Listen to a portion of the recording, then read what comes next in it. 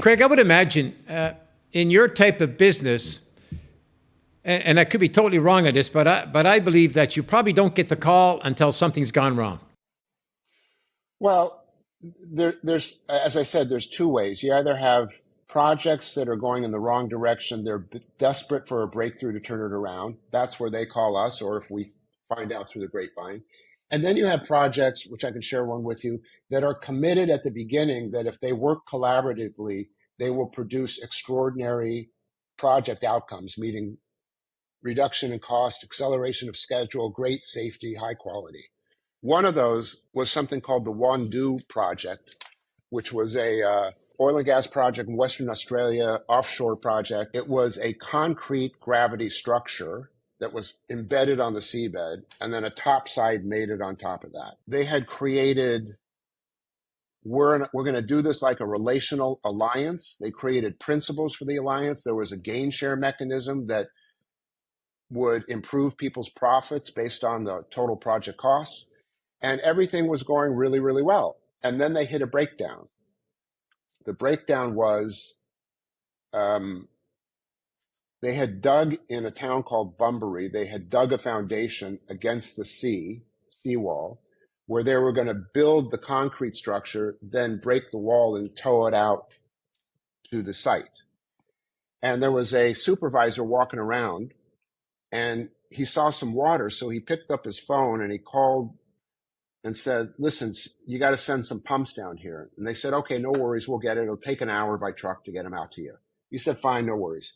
He walked 5-minute walk to the other corner, picked up the phone, said, send all the pumps, because there was more water. They said, okay, we're on it. Took a diagonal cut to the far corner. 5 minutes later, picks up the phone, says, don't bother, it's not going to work. 10 minutes later, that seawall breached, and that foundation became a marina. Breakdown, right? So this was the test of the collaboration, would it hold? You had engineers, company executives flying in from Sydney, from Singapore, from Perth, all to Bunbury to figure out what the hell's going on. They had this big meeting. People were pointing fingers. What they were trying to figure out was whose fault is it and who's going to pay for it. This one leader, his name was Robert Kerr from Arup Design and Engineering. He was the architectural lead on this project. He since became the chairman of 2 regions. Robert stands up at this meeting and he goes, hey, hold on. We said we're a collaborative alliance. We had all this collaborative training. We said we're all committed to the principles that we created. We said we're all in, one for all, one team. There is no one at fault. There is no one who will pay. We're all on the same side. And the side we're on is we're in a position we don't want to be in. We should talk about what's the fastest way to get out of this and get to where we want to be. He shifted that conversation back to what they had originally committed to. It was estimated it was going to be 4 months, $10 million, lots of legal involvement. They got it fully functional in 1 month, 4 weeks, $1.8 million by shifting that conversation from finding fault to are we going to be who we said we're going to be.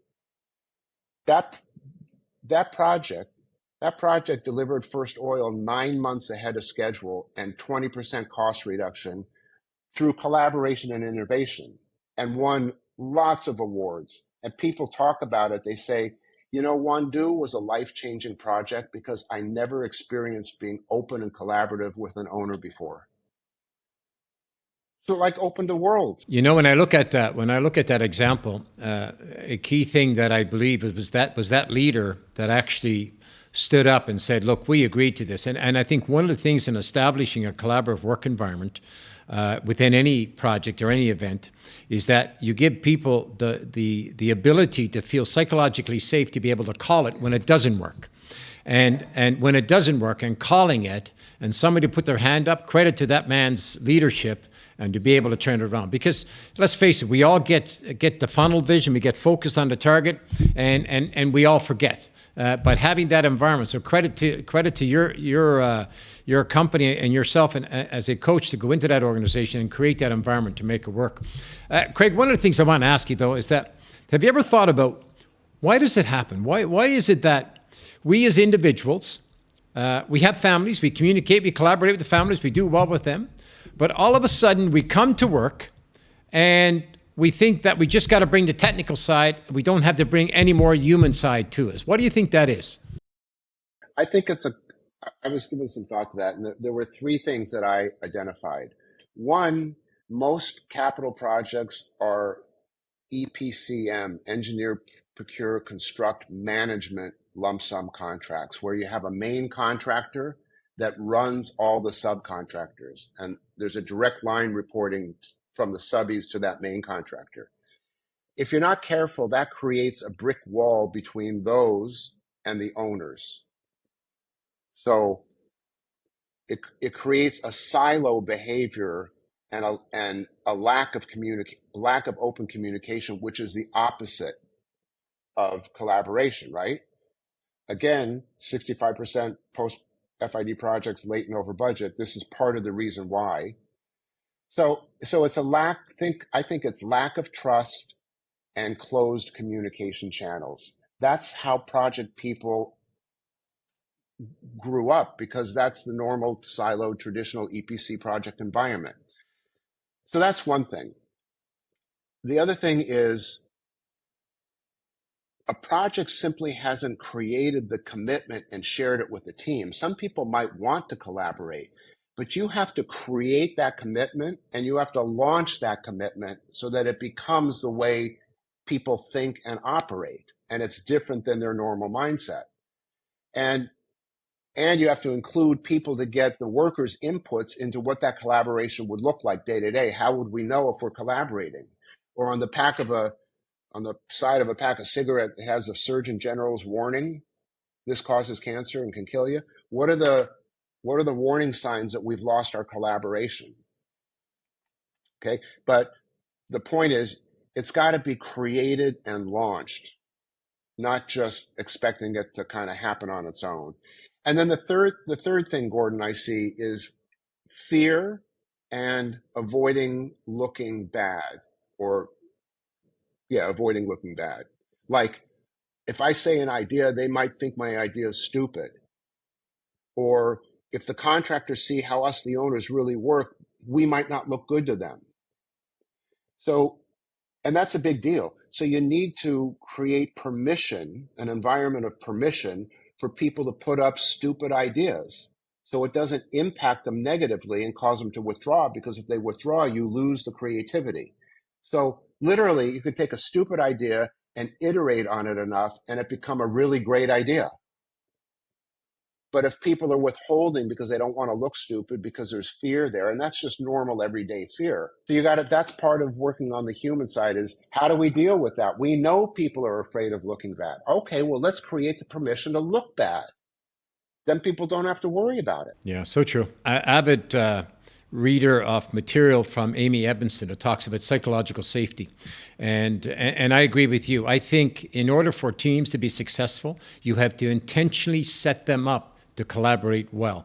And you know what? Well, on my learning journey, Craig, when I was going back and forth to UK, when I first started with the World Cup project, basically I came back to my team from one of my learning sessions, and I actually facilitated a session with my team that what I consider now to be rules of engagement for behavior and communications.